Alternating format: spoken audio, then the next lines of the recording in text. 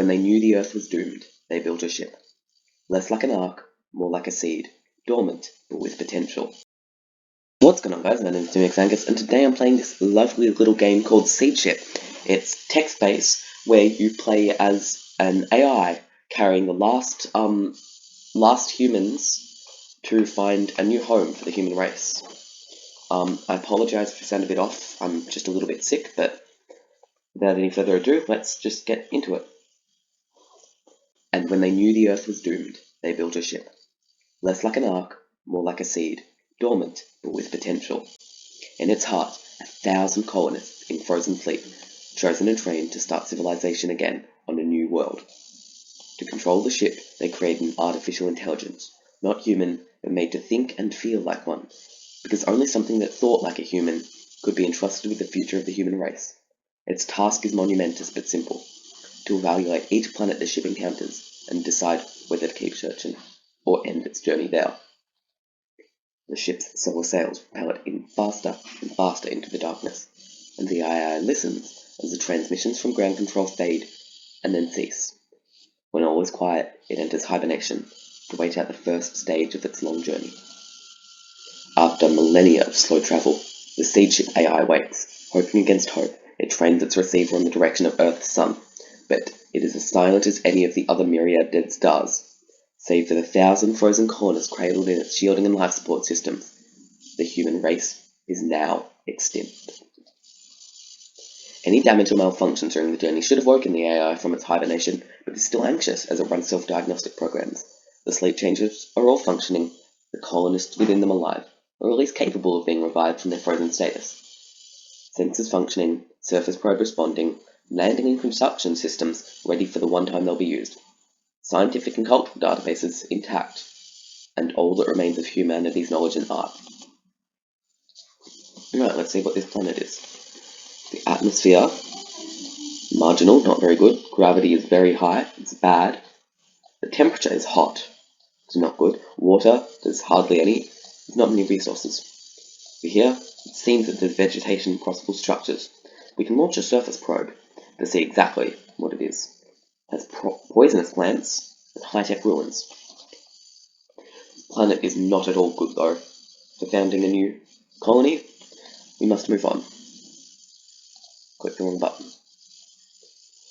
Continue on. We go through a dense star-forming nebula, and clouds twist through interference patterns.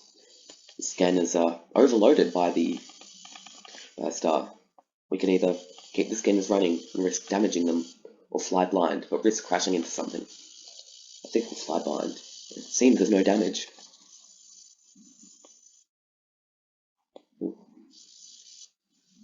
There's corrosive atmosphere and no resources. That's not very good.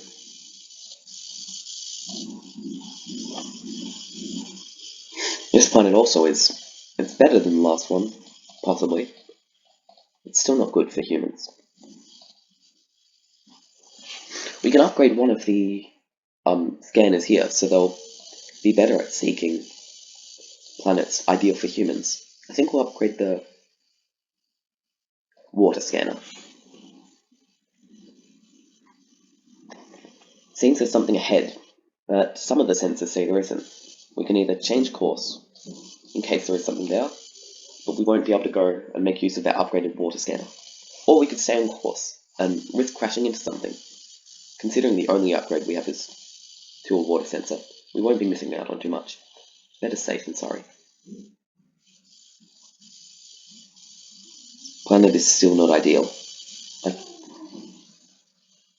I have a choice, I'd not get any reds, although it can become desperate. Oh, we've been hit by a micrometeorite. It's killed 73 of our colonists, which is not very good for us. This planet is not very good either.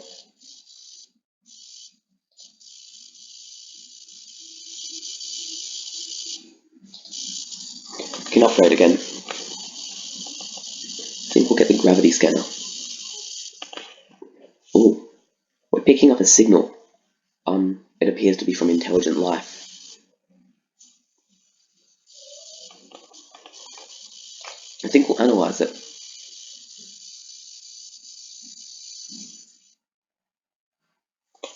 It's taken control and damaged our databases. We've lost a lot of our scientific and cultural information. This planet seems to have, it's not ideal, but it's better than the previous one. See what the surface probe for. The barren moon. Geology is unstable. The plants are edible, but the animals are dangerous. There's a civilization on the planet. Best we leave this one. Let's move on. A rogue asteroid is coming towards us. We can allow it to hit the landing system, or rotate it so it hits the water system. I think the landing system can take some damage. We'll have to let it. Launch another surface probe just to see. Plants are edible, the animals are useful. There's a Bronze Age empire here. I think we'll found the colony. The damaged landing system cannot completely control the Seedship's descent, and it suffers some damage when it splashes down into the planet-wide ocean. The surviving colonists wake from their sleep chambers and survey their new home. Their ship floats on the surface of an ocean that stretches to the horizon, a blue sky. They build a memorial to the 144 colonists who did not survive the journey, and name their world Oceanus, because all its length is sunk beneath the planet-wide ocean. The colonists begin constructing a settlement with the aid of the Seedship's damaged construction robots. They can leave the ship without breathing gear, wearing heavy clothing to protect them from the freezing cold, but 19 colonists freeze to death when their heating systems fail. They harness some of the planet's native animals as beasts of burden. The colonists farm the floating vegetation for food and extract drinking water from the ocean. The planet is poor in metals and other resources, but the damaged scientific database still contains much information on how to make use of what there is. The colonists transition to a technology based on iron tools. As the colonists expand from their initial settlement, they must find a way to share their new home with its native inhabitants. With the surviving historical information in the cultural database to guide them, the similarity in technological level between the colonists and the natives make relations easier, although the natives' culture makes them extremely suspicious towards the outsiders. Conflicts escalate into a war that ends with the humans enslaving the natives. Although parts of the cultural database are missing, it still contains much historical information to instruct the colonists in the building of their society, and much art and literature to inspire them. The losses sustained by the colonists make building a new society more difficult. The surviving knowledge of Earth becomes the exclusive property of a priestly caste, locked away in libraries. To most of the population, Earth becomes a paradise in a mythological fall from grace, and a final reward to hope for after living lives in service of the oppressive theocracy. Oceanus's oceans stretch to the horizon a blue sky. The colonists live in stone-walled cities, with buildings sealed against the planet's harsh environment, on platforms floating on the planet-wide ocean. The cities are dominated by temples to the state religion, which controls every aspect of their lives. Much of the labor in human communities is performed by a downtrodden alien slave caste that is all that remains of the planet's native civilization. In the first city stands the monument to the 144 colonists who did not survive the journey, the 19 more who died building the first settlement, and the Seedship AI that guided humanity to its new home. I can't talk. We've got a score of 5,433. It's not bad, but I think the max is something like 14,000. We did okay for our first game.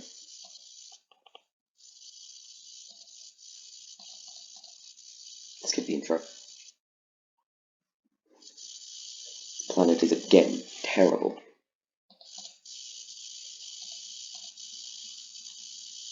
We're too close to a supergiant star, and it's much hotter than the system's anticipated. We're going to have to overheat something to protect the rest of the ship. We can overheat the sleep changes, the scanners, the landing and construction module, or the data storage. I think we might overheat the sleep chambers. 135 is a lot, but if it makes it easier for the remaining 865, I think it'll be worth it. Ooh. See what's on here. Considering the atmosphere is corrosive and it doesn't have any useful surface features, I think we'll have to move on. Supernova is scrambling our computers. We have to shut down our scanners to prevent damage to the systems, but that might leave us vulnerable to being hit by something. But we shut them down and nothing hit us, so I think that's lucky. The planet is still not optimal for humans. We'll have to move on. What can we upgrade? Let's upgrade the resources scanner. The AI waits to find activity in the database module. A program the AI doesn't recognize is running in the cultural and scientific databases, apparently trying to delete and rewrite data. The AI quickly traces the program to 32 sleep chambers. The colonists in these chambers must be carrying devices designed to interface with the Seedship systems during flight. The only way to stop the program would be to sever the sleep chamber's connection to the ship, killing the colonists inside. The databases also have defenses against hacking, but the designers did not anticipate they would be needed after the Seedship left Earth, so they are dormant. The defenses are fully intact, but it is still not certain that it would be able to stop the rogue program. We'll try and run it anyway. Millennia after the destruction of Earth, cybernetic warfare rages within the lonely metal box, storing the last records of its science and culture. The AI takes the role of general, marshalling the forces of the database's defense program.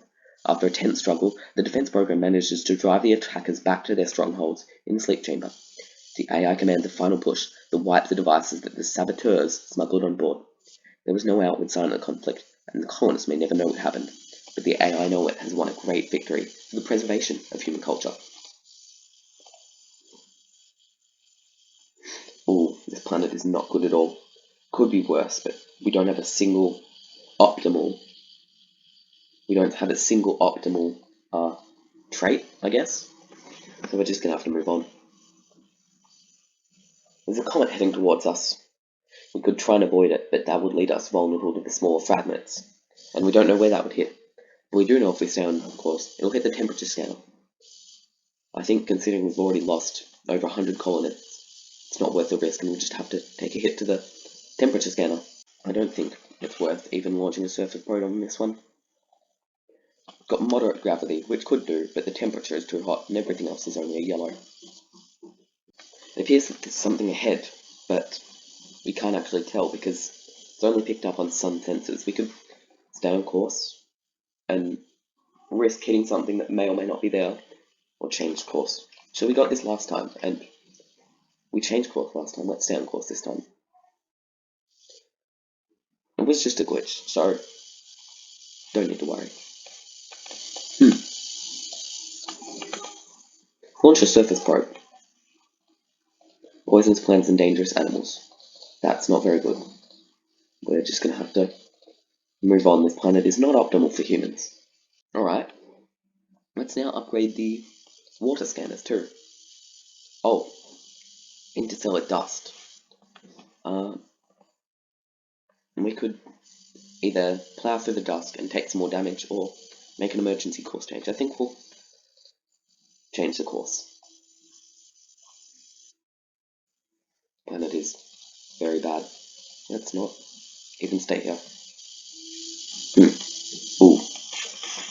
Do we let the gravity scan take damage or lose more colonists? We've already lost some, so took a lot of damage on the gravity scanners, but it's worth it.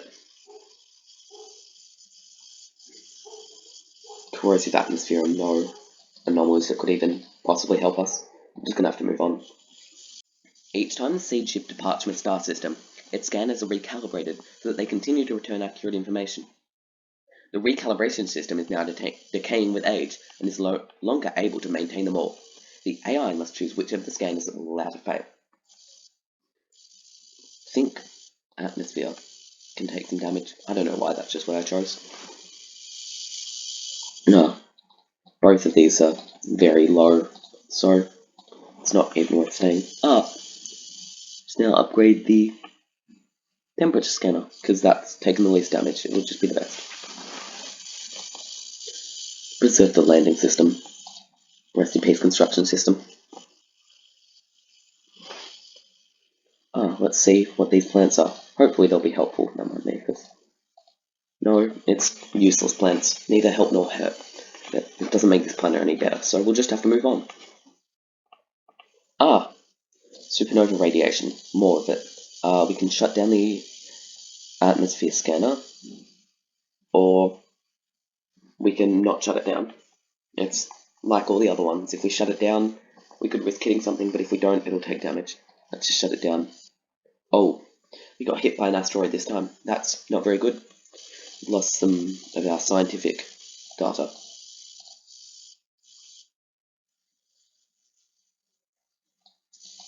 Still not very good. It's not enough to make it worth it.